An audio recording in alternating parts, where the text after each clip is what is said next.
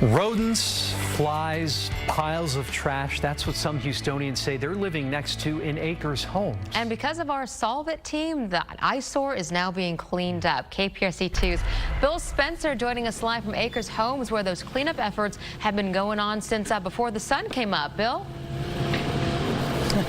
That's right, Lisa. Started about 5:30 this morning, and take a look at the trash pile, this mountain of debris. It is getting smaller and smaller as we work hour by hour. The crew from 1-800 got junk over here, handling the smaller debris with shovels and rakes and by hand, of course. And then over here we have the major equipment, the major machinery that we need to clean up the tons of trash that we have right here. This is on Sandle Street in Acres Homes, and we need this large equipment to move the estimated 14 tons of trash that we're trying to move out of here today. This is Chuck Richardson. He is with Lansdowne Moody. They rent this equipment. They sell this equipment to construction companies, landscape companies. Chuck, real quick, talk to me about some of the debris that you've had to remove from this place. Have you ever seen anything like this, anything this bad dumped in a neighborhood? No, it's awful.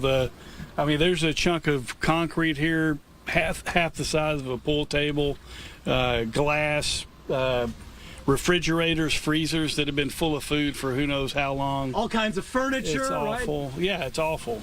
And there's tons of bags of trash, by the way, out here, just broken open bags of trash. Chuck, you brought your equipment in here, and you're doing all this for free. What made you want to help the people here in Acres Homes? What drove you to answer their prayers? That's the Lansdowne way. That's the way we've always done it. Been around since 1936. And I think we helped you out about a year and a half ago. You did. And anytime you ask, we're game. Absolutely. Thank you, Chuck. I really appreciate it. Chuck did join us on the last project we did like this, where we cleaned up a neighborhood dump site, but it was nothing like this, nothing even close to the scope here. I want to take a walk over and introduce you to Gage Moss. He is with 1-800 Got Junk, brought his guys out here. Hey, Gage, try to make your way over here without getting hurt. I can't tell you how bad the smell is right here, and the insects and the rats and the snakes. We just had a giant possum came running by us just a few minutes ago. You see that possum? Yeah, Ran right by my leg. Possum, literally a spider just this big in the pile right there. Unbelievable. Yeah, crazy stuff. Gage, real quick, this is dangerous work. Talk to me about why it's so dangerous, what we're picking up here. Yeah, I mean, one, you don't know what you're about to find anytime you lift something up, right? Like that just found that big spider, possums, got bit by ants first thing this morning. Then on top of that, just the heavy lifting, uneven footing of everything.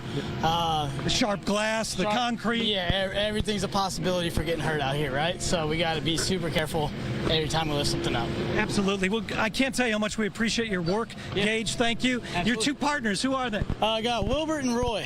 Wilbert and Roy. Yeah. Fantastic. These guys have been working like dogs since 5:30.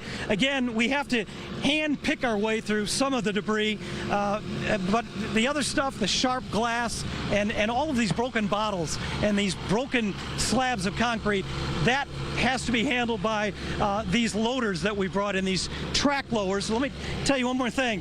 The reason we call them track loaders are because they're on a track, like a tank. We can't drive out here with vehicles that have tires, because guess what? You get stuck in the mud. So we have to use these track loaders. We're going to be here all day up until probably 5 or 6 o'clock this evening. We'll check back with you later. This is Bill Spencer reporting live, KPRC 2 News. Yeah, great to see those efforts moving along. And, you know, Acres Homes is such a big part of the fabric of our community as a whole. And they're finally getting the help that they need there, those residents. It's been years.